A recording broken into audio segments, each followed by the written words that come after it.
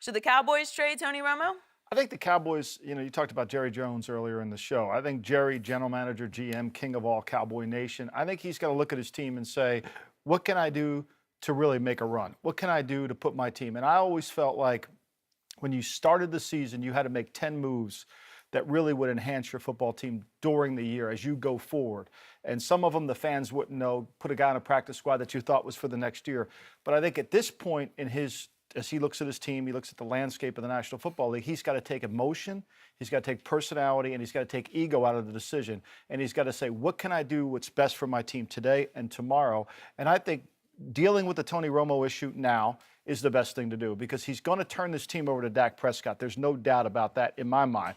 It saves them cap room, which is so critical, especially when you've got a bunch of guys in the offensive line that you're going to pay. You need to enhance your defense. So to me, that's his one bargaining chip, and I think he needs to utilize that and explore all his options. Now, he's got to handle it correctly because he's also very sensitive about Tony. Will he even go and play, continue to play?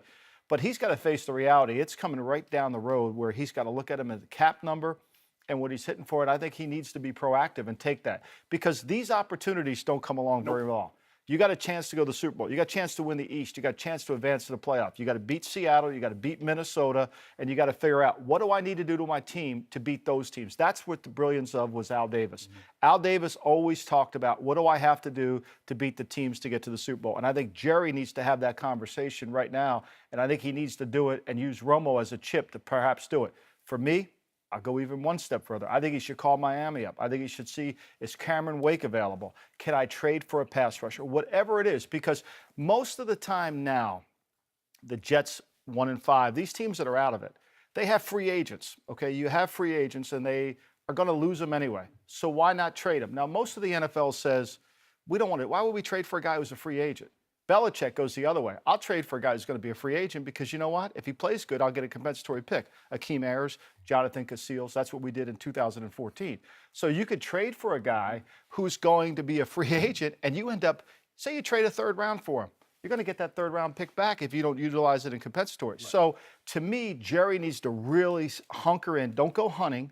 Don't go to Missouri and hunt deer. Don't do that on the bye week this week. Really figure out what I need to do to my football team to go forward. Yep. I'm very with you on this. And you brought this up a week ago, and my only hesitation was I needed to see Dak Prescott against Aaron Rodgers at Green Bay, and we saw him stand up to Aaron Rodgers, maybe outplay Aaron Rodgers. Tony Romo is still an extremely talented but 36-year-old breaking down quarterback. I'm not going to go to broken down, but he is breaking down. I don't know if he can last 2 plays or 4 plays or 2 games. And that would be the caveat for anybody trying to even think about making this trade. Wait, we're going to pay all this freight because he's got $24 million cap hits the next 3 years. Mm-hmm. $24 million. So you would have to take that contract off Jerry Jones' hands. Cowboys would get out from under that deal.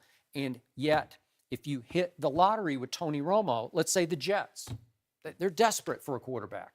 If they hit the lottery in New York City with Tony Romo, that's big headlines. That's national attention. That's stealing the spotlight and the back page headlines from Eli and the Giants. So I could see the Jets being very interested because you take the risk that he might stay healthy for 2 or 3 years, even at 36.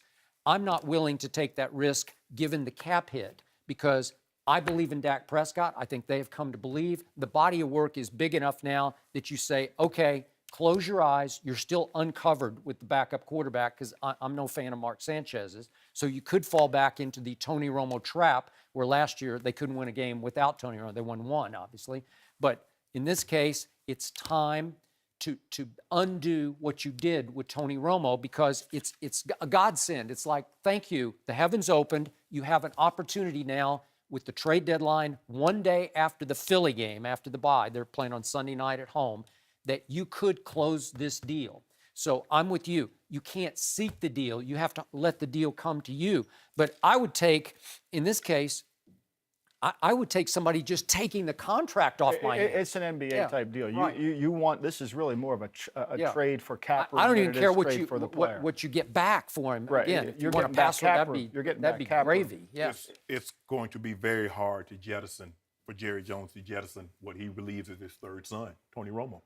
And I wouldn't trade him because what if something happens to Dak? This is a long season. You're 10 games in. Right. If he gets hurt, you and I both know, everybody in the free world knows Mark Sanchez is not taking you anywhere. No, Now, after the season, hey, I don't care. I'm trying to get out from under this albatross, which is his contract. But I'm not trading him now because if we're going along good, you know you're one hit away, Michael. One hit away, and then Tony Romo has to come in. Tony Romo can keep the train rolling. Mark Sanchez is driving this train off the tracks. I would trade him in the offseason. I'm not getting rid of him right now. I'm a huge Springsteen fan, and he has a great line in one of his songs. He says, sometimes I can't tell my courage from my desperation. And Jerry needs to figure out what teams think they're being courageous and what teams are actually being desperate. You talked about the Jets. They're desperate. They have 4 quarterbacks on their team. They don't have a quarterback. I mean, you can argue whether should we play Geno, should we play Bryce Petty.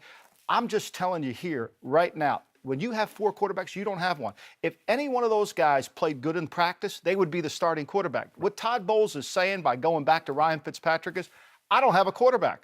We can all pretend that Petty's good enough. We could all pretend that Geno's good enough. We think Hackenberg could turn around.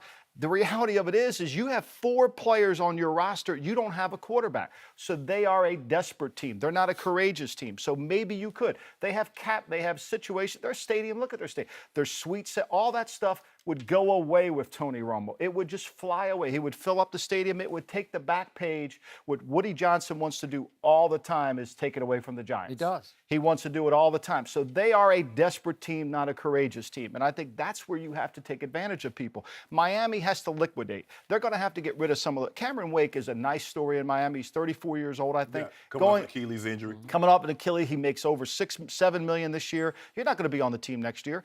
And you can say, let's not trade Tony Romo this year, but you're going to have to deal with it next year. You're going to have to deal with it. Off-season, he's gone. All I'm saying now is by doing it now is you find out teams that think they're being courageous, but they're really desperate, and take advantage of it.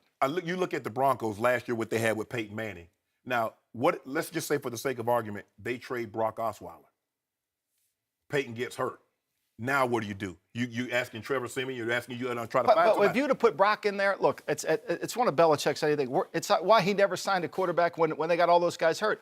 Whoever I go to, I'm not any good anyway. I might as well not. What am I wasting my time for? And I think that's how you have to look at it. They're wasting their time. Look, the Cowboys are in a unique situation, but the uniqueness becomes enhanced by them reducing the contract of Tony Romo. I love Tony Romo. I think Tony Romo is a great player. I think I'm one of his biggest fans. I think he's been hindered by a lot of things that happened in Dallas, by the team they built around him. I would love to be a general manager and have Tony Romo as my quarterback if he were healthy and durable. The reality of it is now Jerry's got to step back and say, I got to run this team. I got to take my ego and my love out of it. I got to get that cap room. I could add 2 defensive linemen for $20 million and enhance this defense. I could add another player in my second. I could do 1,000 things, and all of a sudden my team looks a lot better. And I have the luxury of having a quarterback that's very inexpensive. I got him for 3 more years. I can't even touch his contract. Correct. So why would I not take advantage of it right now? And when we talk about durability, look, Dak Prescott could get hurt on the first play against the Eagles. He could. Wouldn't shock me a bit.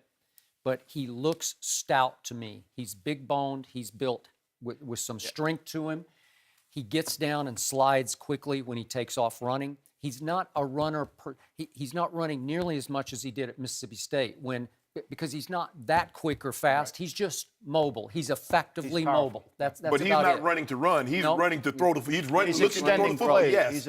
Look, the past performance predicts future achievement, and so he didn't get hurt. Dak's played in the Southeast Conference against a lot of tough competition. He was able. His body could hold up against those hits. I agree. That's tough. So you know that. Tony's past performance to predict future achievement clearly indicates he's going to get hurt. You've got to be honest with yourself. And this is where I think teams, and this is why Belichick is always the only guy trading at the trading deadline, because he sees his team as what will we have to do in December to win? And when you honestly answer that question, you then make moves to help your team. He'll make a trade at the deadline. But some other teams The Packers, we're going to talk about them in another second. They'll just sit there. They made a trade today for Niall Davis to finally get another running back in there, but you can't sit on your hands at this point. There's too many times in the league where you've had that chance. You don't want to sit there in March or February at the Combine and say, if we would have just had a rusher, I think we could have won. But are you going to be willing to get rid of Tony Romo knowing his injury history? Well, if you're going to be the owner and of the team and you want to call yourself the general manager, there's tough decisions that come to your desk. I mean, every time Bobby Kennedy would go and see John Kennedy, he'd say, how come every time you bring me a decision, it's always a hard one? That's because you're the president. I make the easy ones before I get here, okay? Well, that's why you want to wear all those hats? You're going to have to face it. So they might release him. Well, if they're going to have to get the cap room. Look, that cap room is precious. It's the most precious commodity he has in Dallas besides the oil wells. He's got to get to that cap room and utilize it. To me, look, I love Tony Romo, but you got to have a man-to-man conversation with him and say, look, the reality of it is I got to give the team over to him. You're expensive. Where do you want to go? You want to go to New York? I'll trade you to New York. You want to go to Dallas? You want to go to wherever you want to go? San Francisco? You want me to send you? I'll do whatever I can do to help you. And I think that's really what it becomes, a teamwork effort.